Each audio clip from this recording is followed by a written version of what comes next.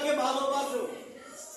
এর ব্যাখ্যা রাসূল সাল্লাল্লাহু আলাইহি সাল্লামের অমীয় বাণী, আনতা মা'আ মান আহবাবতা, তুমি তার সাথেই পরকালে থাকবে তাকে তুমি ভালোবাসো।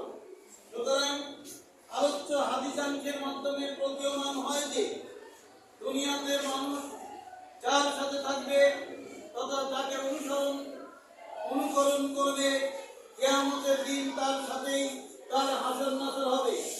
কেউ ভালো মানুষকে ভালোবাসলে তার সাথেই তার হাসর হবে, এবং অসৎ লোককে ভালোবাসলে তার সাথেই তার হাসর হবে।